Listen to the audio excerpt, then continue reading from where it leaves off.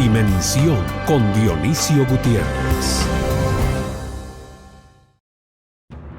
A lo largo de su historia, Guatemala ha contado con un sistema de justicia débil y altamente vulnerable a la influencia política.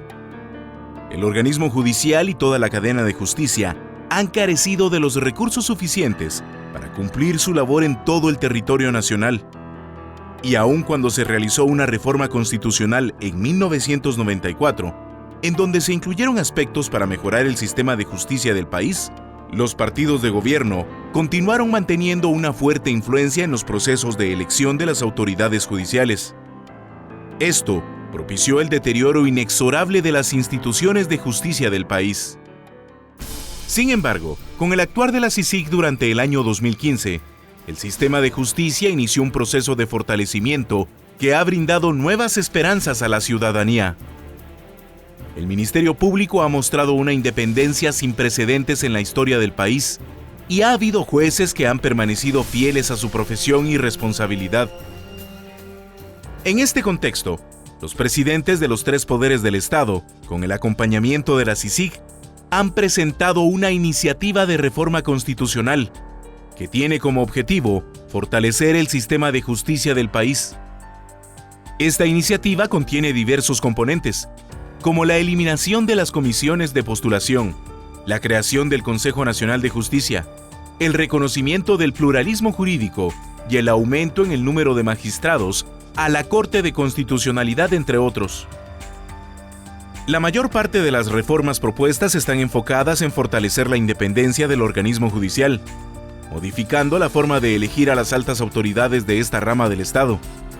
Sin embargo, las reformas propuestas deben discutirse a profundidad para que los resultados sean los esperados, sin olvidar que el proceso de consolidación de la justicia en Guatemala requiere de cambios en el marco jurídico del país. Hoy en Dimensión, hablaremos con un grupo de reconocidos profesionales del derecho sobre la propuesta de reforma constitucional que está próxima a ser discutida en el Congreso de la República.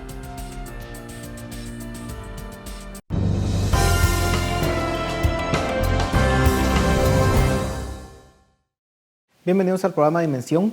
Tengo el gusto de estar como moderador invitado. El doctor Dionisio Gutiérrez no ha podido estar en esta oportunidad. Y vamos a discutir el tema de las reformas constitucionales. Para ello, nos acompaña el licenciado Mario Fuentes de Starac. Él es abogado y notario, columnista del periódico. El licenciado Estuardo Gamalero, abogado y notario, columnista de La Hora. El licenciado César Sigüenza, quien también es abogado y notario y asesor legal de la Fundación 2020. Y el licenciado Alejandro Balcells, abogado y notario y columnista de Prensa Libre. Muchísimas gracias por estar en esta oportunidad para discutir sobre este tema que al final es fundamental para el país. Si uno parte de la premisa de que la Constitución es la piedra angular sobre la cual gira, digamos, la vida de una república o de un país, sin duda alguna, hablar de reformas constitucionales nos lo tenemos que tomar muy en serio. Y en ese sentido, licenciado Starac, ¿cuál sería su opinión respecto a esta propuesta? ¿Viene en un momento adecuado, pertinente? ¿Son necesarias las reformas o la Constitución, digamos, tal y como está, podría dar lugar a una mejora del sistema de justicia? Sí, mire, yo creo que en primer lugar quisiera enfatizar que tenemos una buena Constitución, una excelente Constitución. Se emitió por la Asamblea Nacional Constituyente en el año 1985. Creo que la Constitución ha tenido, digamos, una vigencia que la ha ido desarrollando la Corte de Constitucionalidad. Yo sostengo que una Constitución vive cuando, digamos, se manifiesta a través de los fallos en los distintos tribunales de justicia, especialmente en la Corte de Constitucionalidad. La Constitución, desafortunadamente, todavía está subdesarrollada porque hay muchas leyes que están establecidas en la Constitución y aún no se han emitido. Por ejemplo, la Ley de Orden Público, la Ley de Emisión del Pensamiento, la ley en materia de comunidades indígenas, que lo señala claramente la Constitución. Es decir, que hay una serie todavía de cuestiones que están pendientes de desarrollo.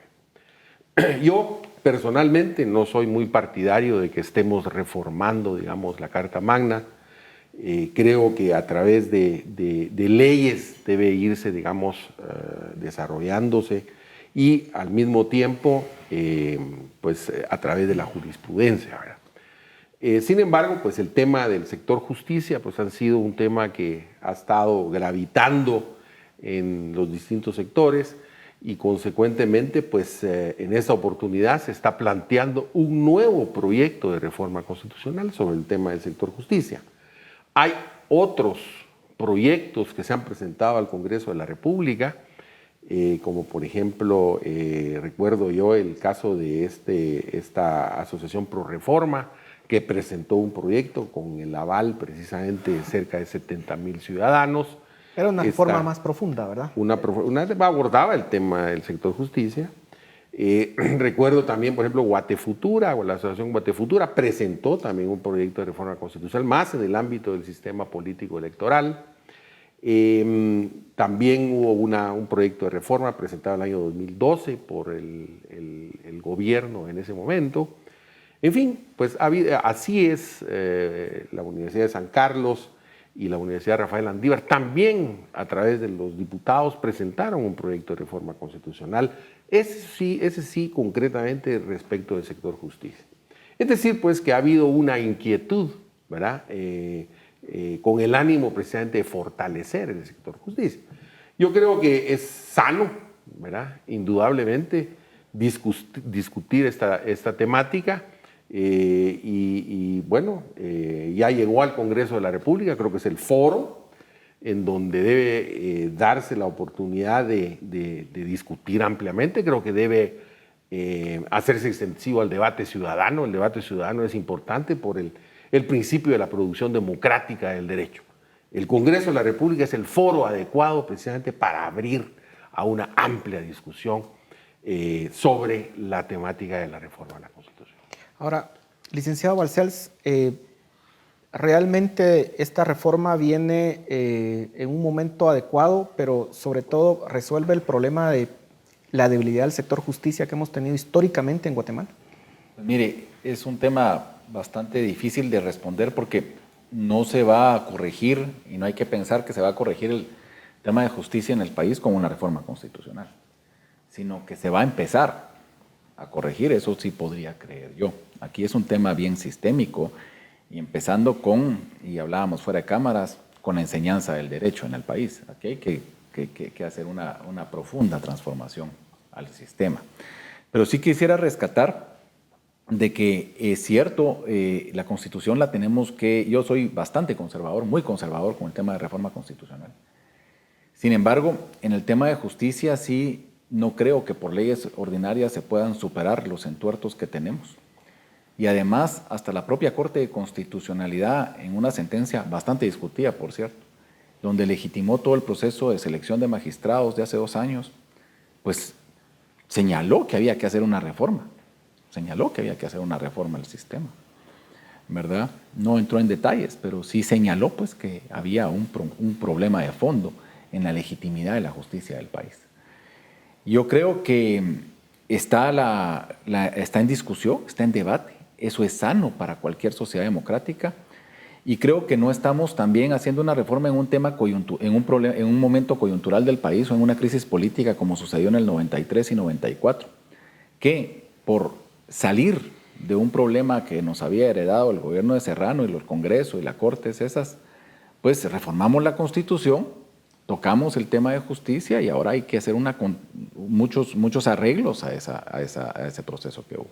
Entonces, definitivamente, lo que dice la doctrina, lo que dice la gente que sabe de estos temas es que los temas de reforma constitucional se tienen que tocar cuando no hay ninguna crisis política. Claro, estamos saliendo de una crisis política realmente desde hace un año y el contexto... Pero no es de coyuntura, es estructural. Claro, por supuesto.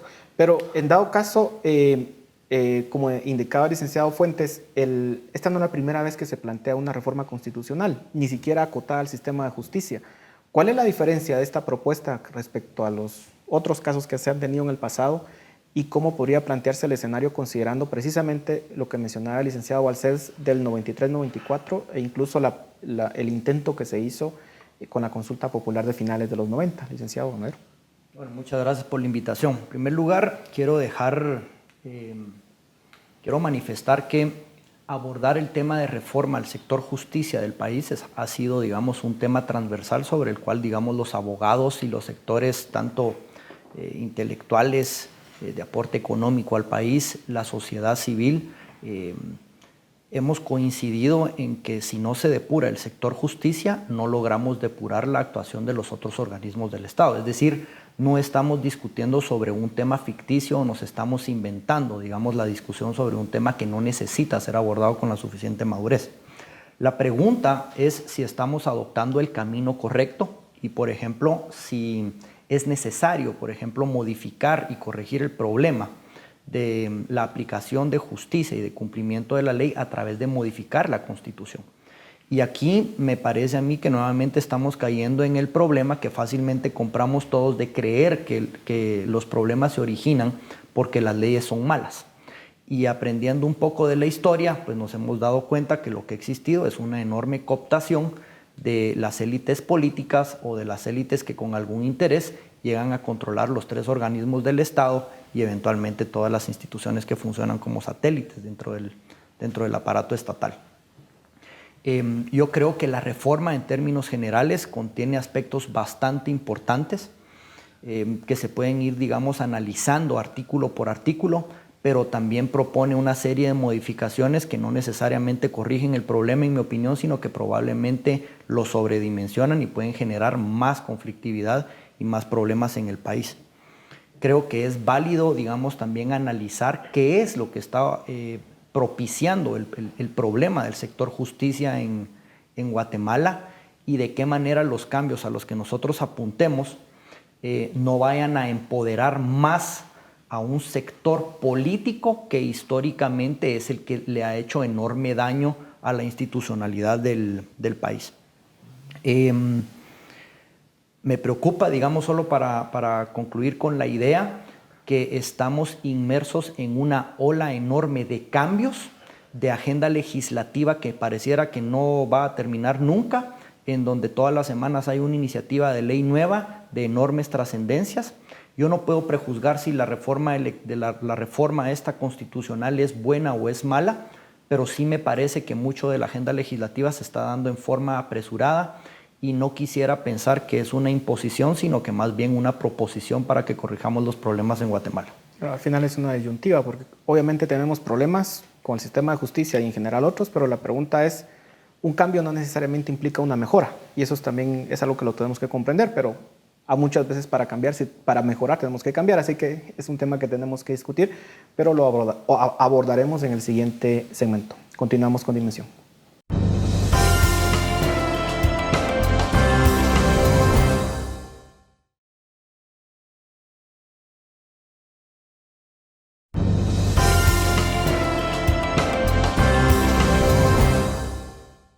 Continuamos con el programa Dimensión, hablando en esta oportunidad sobre la propuesta de reforma constitucional en el sector justicia.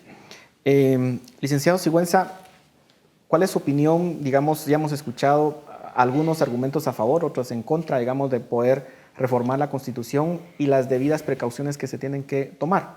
¿Cuál es su opinión? Bueno, yo creo que uno de los aspectos clave que se dieron en este ejercicio es que, y que a mí me gusta resaltar, es que la idea no fue de entrada reformar la Constitución.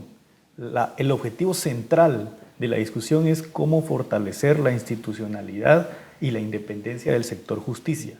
Como consecuencia de eso, según el criterio de muchos, se identificó que había que hacer ajustes a la Constitución.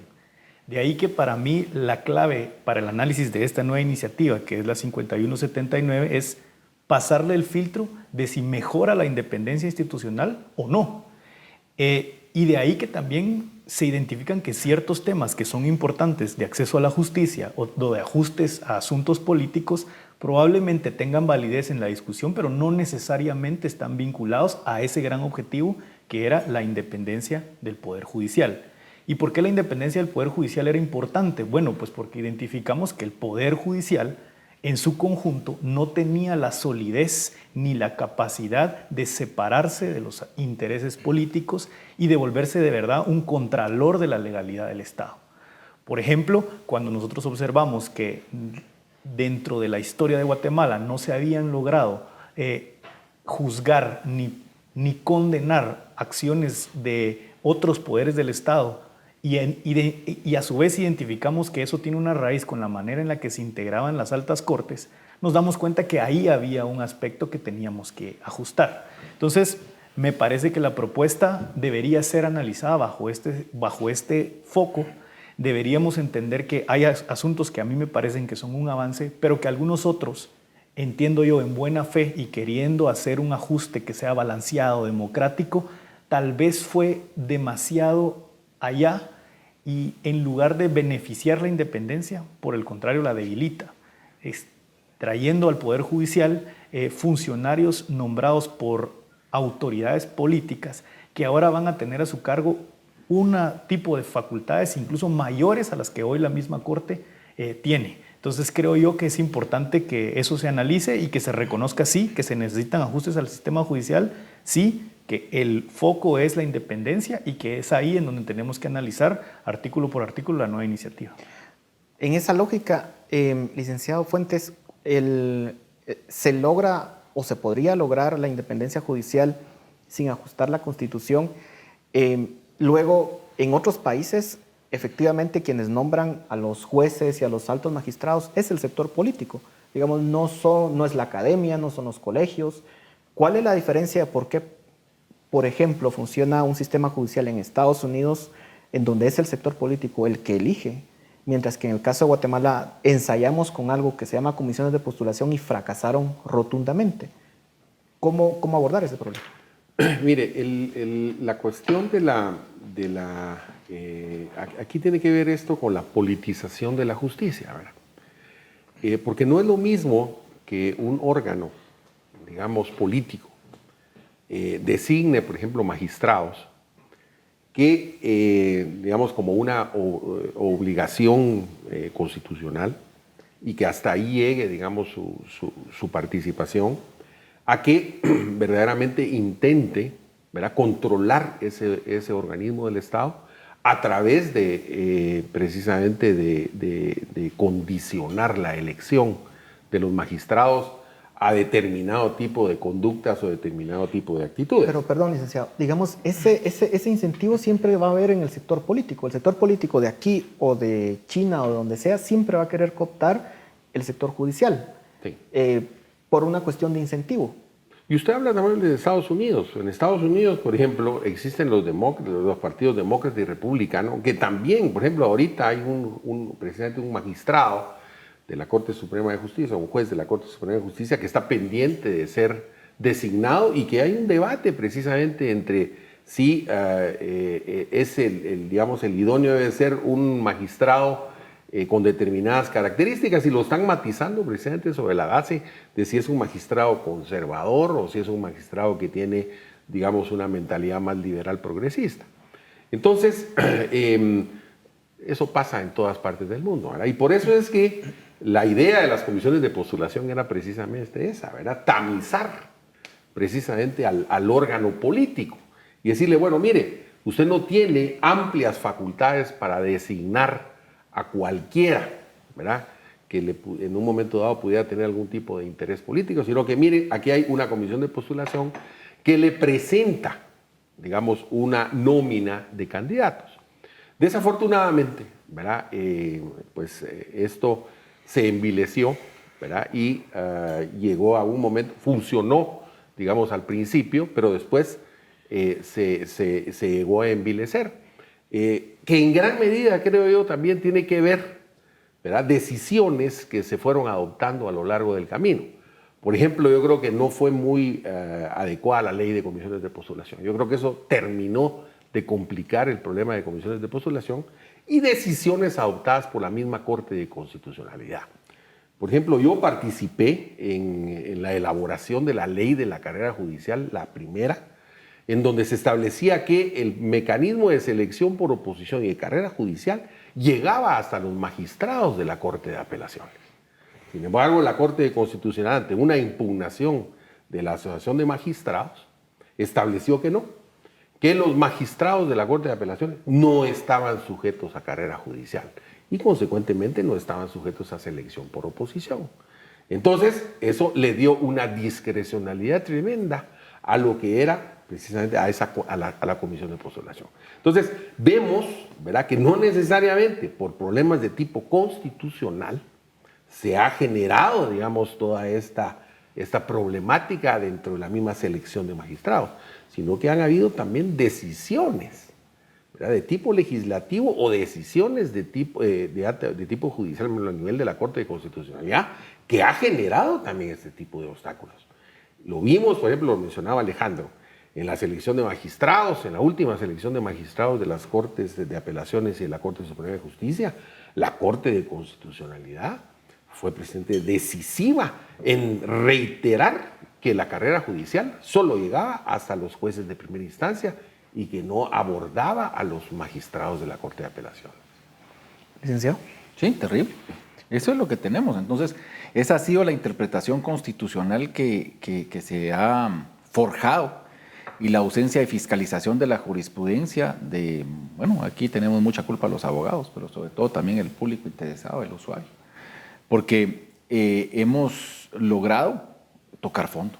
Yo creo que si nosotros vemos, la Corte Suprema de Justicia por primera vez en la historia fue integrada y un magistrado renuncia, el otro tuvo que renunciar en la sala de audiencias de un juzgado penal, una situación muy grave. Imaginemos nosotros cómo se siente la parte que perdió un caso y que dictaron sentencia o que dictó sentencia a este magistrado que está guardando prisión. No estoy diciendo que él haya hecho algo malo, sino que hay un tema de legitimidad ahí, que es terrible para el tema de justicia. Entonces yo creo que estamos hablando de una reforma constitucional en una profunda crisis de legitimidad que viene desde hace años, pero que tocó fondo. Entonces sí se necesita mucha madurez y sobre todo mucho diálogo democrático para saber y para conocer los alcances de la propuesta. Y si la propuesta es mayor o menor de lo que se esperaba, pues ese es el objeto del diálogo, el debate, ¿no? Pero yo sí consideraría, y sobre todo a quien nos escucha y nos ve, mandar un mensaje de que no es esto un asunto de abogados, sino que es un asunto nacional. La gente se tiene que meter y empoderar en el tema, porque este es un aspecto esencial para la vida en paz y en armonía. Licenciado, ¿cómo efectivamente lograr blindar ese sistema de justicia de los intereses que usted mismo mencionaba? Difícilmente se pueden blindar las cosas. Lo que sí podemos es tener la convicción de que estamos funcionando en el camino adecuado y que las instituciones van a cumplir con su rol conforme fueron concebidas, que es probablemente la génesis del problema. Es decir, cuando usted lee nuestra Constitución, yo coincido con el licenciado Fuentes de Staraque en el sentido de que tenemos una excelente Constitución con instituciones mejor redactadas y mejor plasmadas que la mayoría de países del mundo.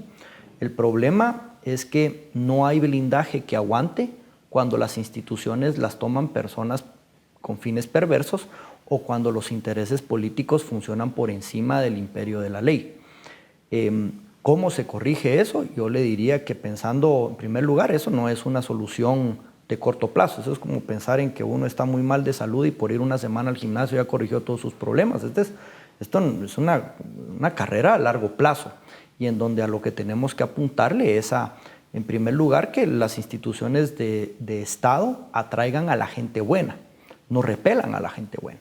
Pero estamos en un modelo de gobierno y de Estado en donde cualquier persona que sea decente, que tenga capacidad, que tenga idoneidad, difícilmente quiere ir a participar ahorita en el Estado en donde todo se está criminalizando y en donde hay una actitud de un resentimiento arraigado en toda la población que no necesariamente va a corregir el problema. Así cambiamos toda la Constitución. Ahora, estamos en un contexto en donde, claro, tocamos fondo, pero de alguna forma quien nos hace reaccionar sobre ese fondo es una institución del exterior. Y pareciera que estas reformas, digamos, que se están planteando, también parecieran de alguna forma impulsadas por el organismo de la CICIG, digamos, que obviamente es de nuevo un agente externo o un agente exógeno del sistema el que lo está promoviendo. No deberíamos de aprovechar ese contexto para hacer las reformas que se necesitan, o al no ser, digamos, un ente interior, de alguna forma esas reformas no van a ser bien conducidas. No sé, dejo la pregunta y la discutimos en el segmento posterior. Continuamos con Dimensión.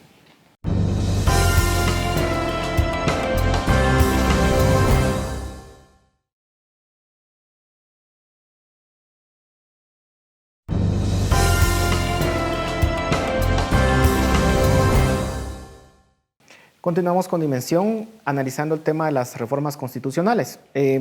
Preguntaba el tema, digamos, en los primeros dos segmentos, obviamente el tema era reformar o no reformar. Y obviamente los puntos están hechos en el sentido de que en algunos casos lo que corresponde es que efectivamente funcione el sistema como está y que realmente se tenga que hacer lo que se tenga que hacer para que funcione. Pero también queda la sensación de que hay cuestiones que efectivamente no funcionan. Las comisiones de postulación, si bien lo que mencionaba el licenciado Fuentes es la forma en que se llevaron a cabo, digamos, pero pareciera que no están funcionando. Y así hay algunos elementos, sobre todo hablando de periodos en los cuales son elegidos los magistrados, hablando, por ejemplo, si es que se tienen que reformar o se tienen que cambiar las cortes completas, que eso, por lo menos en Estados Unidos, no sucede así, o en otros países, y que eso facilita de alguna forma la cooptación, y eso necesariamente pasa por una reforma constitucional. Entonces, hablando en temas específicos sobre la reforma, los elementos, por ejemplo, uno de los elementos más polémicos tal vez es el Consejo Nacional de Justicia, que de alguna forma viene a sustituir de alguna forma las comisiones de postulación. ¿Cuál es su opinión al respecto, licenciado? Pues yo creo que ese es uno de los temas más importantes de la reforma. La idea de crear este organismo que se encargue de administrar la carrera judicial y de administrar la parte de los recursos físicos, económicos y financieros del Poder Judicial, pues es una idea que a nivel general es válida. ¿En qué sentido? No queremos que los magistrados que están encargados de impartir justicia, de unificar derecho, que son los magistrados de la Corte Suprema, pues estén administrando recursos o que tampoco tengan el control absoluto de una carrera que debería ser por méritos y que debería asegurar la estabilidad. Por un lado, creo que eso es muy importante dejarlo, que es válido, el concepto, la discusión es válida. Sin embargo, como todo en temas de este nivel de importancia, a la hora de traducirlo a una reforma, uno tiene que tener mucho cuidado porque también tienen que ver temas políticos. En mi criterio, el Consejo es uno de los puntos que merece mayor trabajo para mejora. ¿Por qué? Al integrar el Consejo, instantáneamente crean dos direcciones, una de la carrera y una administrativa, pero la conformación de cada una de esas direcciones tiene muchos espacios para que entes externos y que no necesariamente está garantizado que van a llegar a trabajar de la mejor manera, participen de decisiones demasiado importantes para el Poder Judicial. A pesar de que los magistrados no deben ser los que administran los recursos y que tengan control absoluto y discrecional de la carrera, no podemos pensar en un Poder Judicial en donde la cúpula superior no sea la Corte Suprema. Mientras en el caso de la reforma, el Consejo realmente pasa a ser lo más relevante, a tal punto que la misma redacción da implícito que el Consejo se comunicará directamente con el Congreso, el Consejo elegirá al magistrado de la Corte de Constitucionalidad. Dicho sea de paso, el presidente y el resto del pleno de magistrados de la Corte Suprema realmente van a quedar al margen. Cuando uno analiza la experiencia de reformas constitucionales a nivel latinoamericano, uno encuentra que hay modelos en donde se han separado esas funciones, pero yo no recuerdo un caso en el que en lugar de separárselas y de generar, digamos, modelos, hay algunos en donde pareciera que hay tres cabezas, pero en este modelo ni siquiera es así. En este modelo, el Consejo se vuelve la cabeza superior del Poder Judicial y la Corte queda relegada.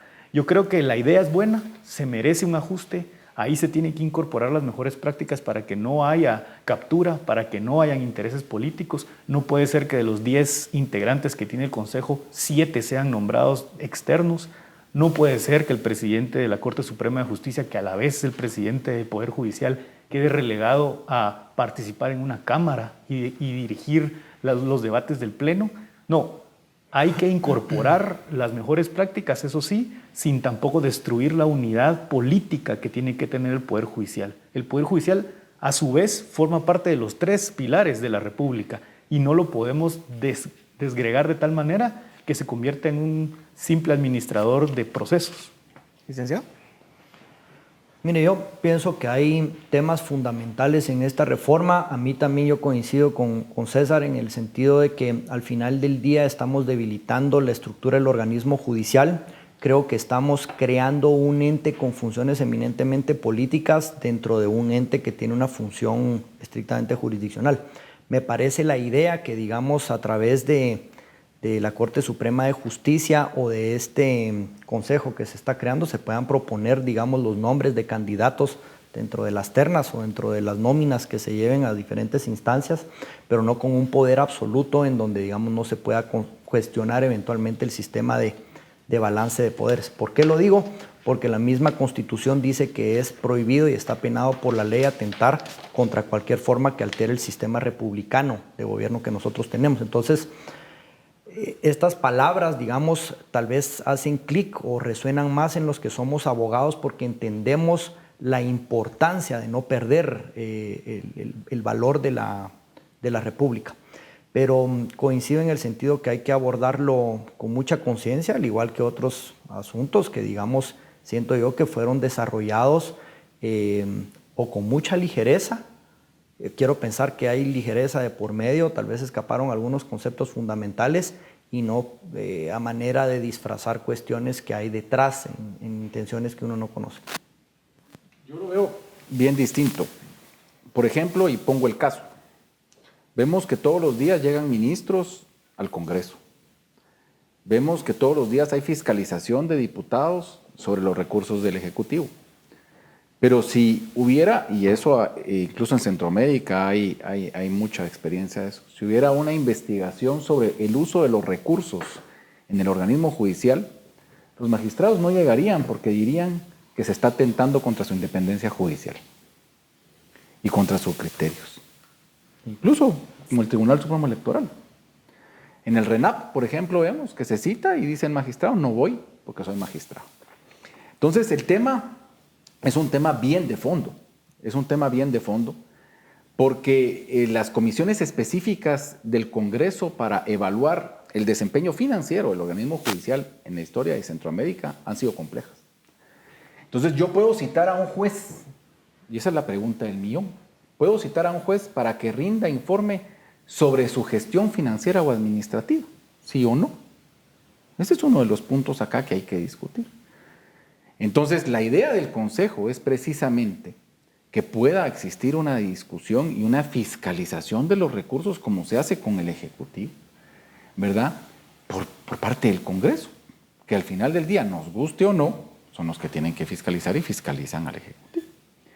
Entonces, la pregunta es esa. Por supuesto, hay 2 sistemas. Podemos darle a los jueces o a los magistrados la facultad de seguir administrando el organismo judicial.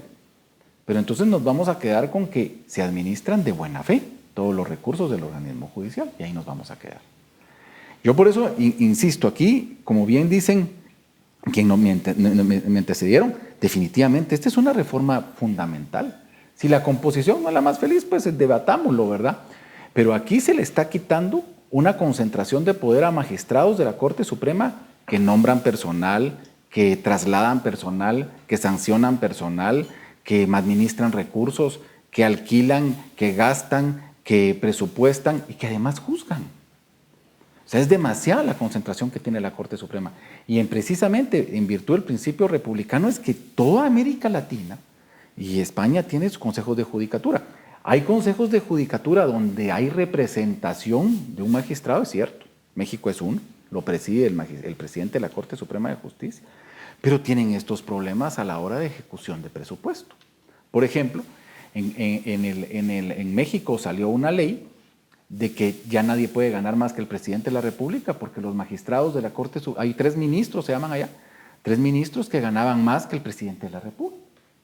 Entonces el despilfarro que ha existido en los recursos también de la Administración de Justicia son fuertes y esos son temas que en nuestros países no hablamos. Claro, pero también tendría, entiendo, la facultad para nominar por ejemplo, integrantes de las cortes, no solamente funciones administrativas. No. Y ahí, digamos, ¿cuál es el peligro que también sea cooptado? No es tanto la nominación, sino que es el control de la carrera judicial.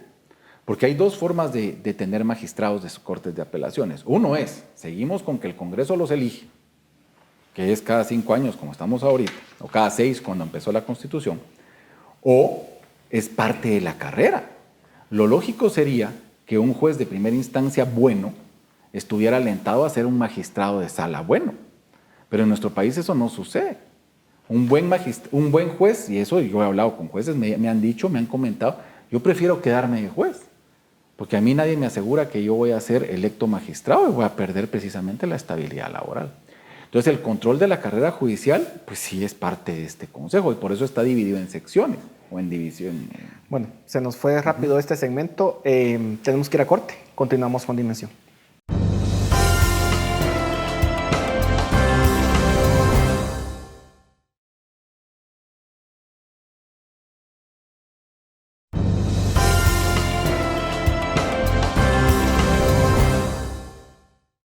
Entramos al último segmento del programa Dimensión de esta noche, hablando sobre el tema de la reforma constitucional en el sector justicia. Claro, cada uno de los temas creo que podría dar para un programa entero, pero otro de los temas importantes es el tema del pluralismo jurídico, que es, digamos, que está planteado y que de alguna forma ha generado cierta polémica. Licenciado Fuentes. Sí, mire, yo creo que en el tema es el tema de la jurisdicción indígena. En primer lugar, yo creo que ya en nuestra legislación está contemplado el tema del reconocimiento del derecho indígena. En el convenio 169, los artículos 8 y 9, está reconocido el derecho indígena, y también en el artículo 66 de la Constitución de la República. O sea, realmente entrar a discutir sobre si debe existir o no, yo creo que es totalmente es irrelevante a estas alturas. Consecuentemente, la discusión, digamos, propiamente de derecho indígena, yo creo que ya no es totalmente innecesario. Incluso discutirla a nivel constitucional, como le digo, ya está en la Constitución de la República. Ahora, la discusión es más bien de acceso a la justicia y de vacío de autoridad, que es lo que existe en Guatemala. Ahí está el tema fundamental. Y entonces ahí es donde viene la discusión. Bueno, entonces mire, para que haya acceso a la justicia, para que no haya vacío de autoridad, entonces que hayan, digamos, jurisdicciones, no solo una jurisdicción única, sino que hayan varias jurisdicciones. Por ejemplo, yo he insistido mucho en esto, la mejor infraestructura humana que tiene el Poder Judicial son sus jueces de paz. Se ha logrado profesionalizar todos los jueces, los juzgados de paz en toda la República. Hay jueces de paz en toda la República, pero la competencia, por ejemplo, en materia penal de los jueces de paz no se ha podido, digamos, implementar, como lo establece el Código Procesal Penal, a que conozcan hasta delitos de 5 años de prisión, sino que simple y sencillamente siguen conociendo solo delitos que sean de multa, ¿verdad? Penados por multa, o con 1 año de prisión. Entonces, ahí hay un problema. ¿Por qué es eso? Pues simple y sencillamente porque el Ministerio Público no tiene la cobertura a nivel nacional, ni tampoco el Instituto de la Defensa Pública Penal. Y ese es un problema fundamentalmente financiero, es un problema administrativo que debe resolverse. ¿Cómo? Inyectándole recursos al Instituto de la Defensa Pública Penal, al Ministerio Público, para que tengan esa cobertura. Pero entonces ahí hay un problema. El problema es de acceso a la justicia y de vacío de autoridad. Resolvámoslo. Eso no se resuelve haciendo reformas a las leyes. De ninguna manera. Es más, existen, por ejemplo, los que se llaman los tribunales de paz comunitarios, que tienen una competencia, digamos, muy específica para lo que se refiere a conciliación, mediación en la solución de conflictos. Muchos de los jueces, de los miembros de los tribunales de paz, se están graduando de abogados y quieren optar a las judicaturas de paz. Es decir, que hay una profesionalidad. Yo, por ejemplo, soy catedrático en maestría en Quetzaltenango. La mitad de la clase donde yo doy son indígenas y son excelentes abogados. Son excelentes abogados y están perfectamente funcionando dentro del sistema de jurisdicción única que existe actualmente en Guatemala. Entonces yo creo que ese no es un tema realmente que debiera ser objeto de una discusión a nivel de una reforma constitucional. Yo creo que es un tema más bien de abordarlo como debe ser a través de una forma administrativa y financiera. Licenciado. Yo quiero mencionar que yo también reconozco que el problema del país es un problema de falta de presencia del Estado y no podemos negar, incluso hay estudios del mismo organismo judicial en donde hay algunas comunidades que claramente ponen de manifiesto que a lo largo de la historia 9 de cada 10 casos y conflictos entre la población ya lo están resolviendo las autoridades ancestrales y las autoridades indígenas. Yo no quisiera caer en la discusión de si es válida o no es válida la administración de justicia en los casos concretos de esas autoridades, porque igualmente tendrán falencias como tendrá nuestro ordenamiento jurídico. A mí lo que me preocupa de sobremanera es que hay un juego de palabras que sí pueden dar lugares a dobles interpretaciones. Por ejemplo, se habla de jurisdicción indígena y la jurisdicción, doctrinariamente hablando y por concepto, no se puede separar de la soberanía. De hecho, la jurisdicción es la potestad de poder ejercer el poder coercitivo del Estado y ejercer derecho. Entonces, a mí más me parece que lo que tenemos que hacer es tener una tendencia de inclusión con la administración de justicia en las comunidades indígenas y no de exclusión. ¿Por qué lo digo? Porque no se menciona, por ejemplo, al hablar solo de jurisdicción y no hablar de competencia, no nos queda claro cuál es el rango de actuación de una comunidad indígena, por ejemplo. Si fuera solo materia penal, pues bueno, habría que trabajar entonces en si ellos van a tener costumbres y tradiciones que se puedan homologar para que de un pueblo a otro pueblo no hayan conflictos, por ejemplo, o el tema no solo es asuntos penales, sino que también civiles, administrativos, electorales, impositivos, es decir, de cualquier materia. Yo pienso que eso es un aspecto que hay que ponerle mucha atención y que eventualmente los efectos que tengan no sea de más polarización para el pueblo de Guatemala, sino de integración. Es decir, el pueblo de Guatemala es uno solo, conformado por personas de diferentes etnias. Licenciado. Bueno, yo creo que el tema del pluralismo, como ya lo compartimos en otro programa, es una realidad y no es una realidad de Guatemala solamente, es una realidad en el mundo, en prácticamente todos los países existe algún ejemplo de pluralismo jurídico y en Guatemala creo yo que después de los fallos de las altas cortes, después de la ratificación del convenio 169, interpretando de manera extensiva el artículo 66, existe fundamento jurídico para sostener que el pluralismo es una realidad. Y aquí entramos a uno de los temas que, como mencionábamos, surge la duda del por qué traerlo a un debate que tenía como foco la independencia judicial. Si le pasamos el filtro de si esto favorece la independencia judicial, yo creo que no lo pasa. Y eso no quiere decir que no es importante. De hecho, creo que lo más importante, y se dijo en el diálogo, aspecto que me parece que debió haberse tomado en cuenta por la Secretaría Técnica, es que lo más importante son las normas de coordinación, de cómo va a funcionar el sistema con el sistema oficial y de qué recursos vamos a tener que utilizar para que eso funcione bien.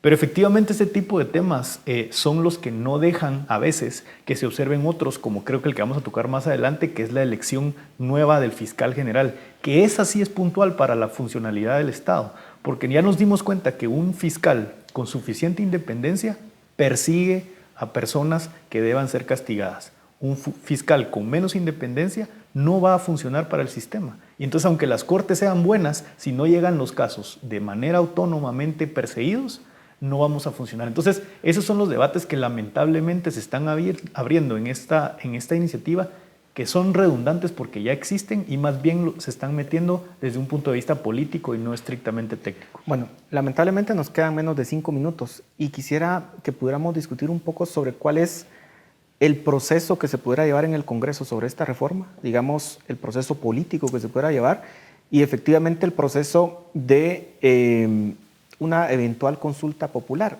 Digamos, estos temas, digamos, obviamente, para un abogado son el pan de cada día, pero presentar una reforma como esta, digamos, si es que se tenga que pasar por una consulta popular, si ese es el mecanismo, ¿cómo se va en la práctica, digamos? ¿Cómo se hace entendible? ¿Cómo realmente la población puede entender este tipo de conceptos, licenciado?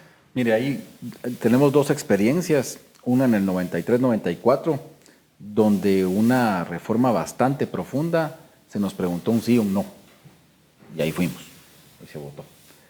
De ahí, en el 99, se presentan, a raíz de la suscripción de los acuerdos de paz, las propuestas de reforma constitucional. Primariamente eran 12 reformas y resultaron que fueron, ¿qué? 50 y pico de reformas. Entonces, a raíz precisamente de una lucha que hace el CEDECON, el Centro para la Defensa de la Constitución, se logra que la Corte de Constitucionalidad suspenda la consulta y le ordene al Congreso hacer varias preguntas. Entonces, de ahí es que en el 99 se nos preguntaron en 4 bloques: derechos sociales, organismo ejecutivo, legislativo y judicial. Así fue como se votó en el 99. En todas fueron un voto en plancha, voto en no, por supuesto, con variantes, pues, pero nada de fondo. Entonces, el punto es este: ahora hay una discusión, el Congreso ya lo tiene en una comisión específica, que es lo lógico, en la Comisión de Asuntos Constitucionales, de Legislación y Puntos Constitucionales.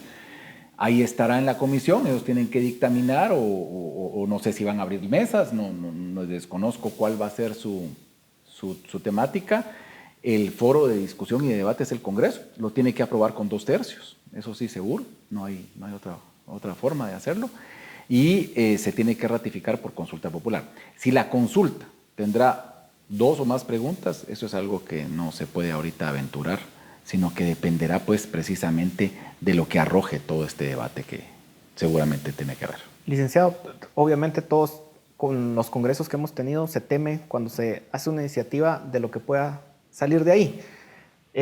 Bajo el Congreso actual, ¿cuál es su perspectiva sobre esta reforma?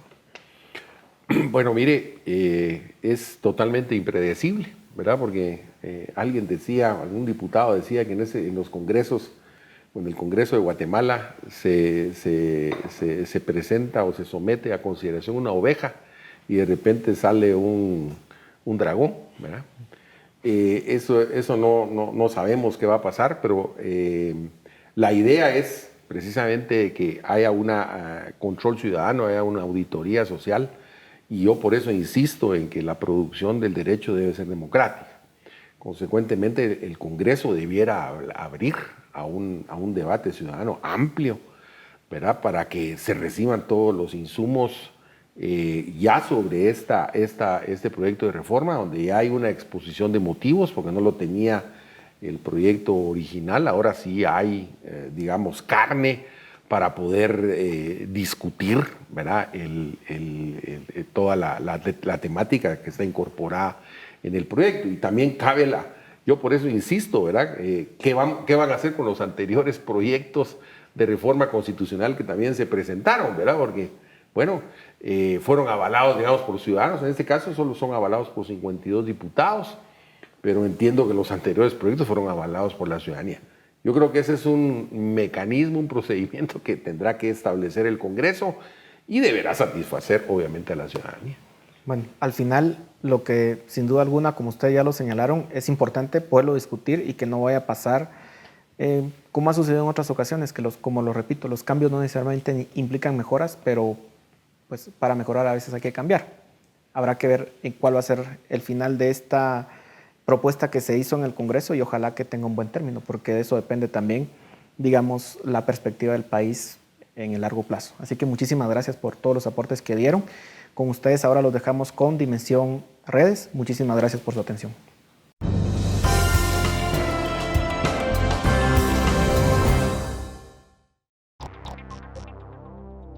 Preguntamos a nuestros amigos en redes sociales, ¿qué reformas propondría hacerle a la Constitución? En Facebook, Jesús María Alvarado respondió: reformas integrales a los mecanismos de justicia constitucional que pasan por reformas a la ley de amparo, exhibición personal y de constitucionalidad. Mario Gabriel agregó por Twitter: es una pregunta muy profunda y solo la pueden responder los estudiosos de la misma, pero el factor justicia y el legislativo serían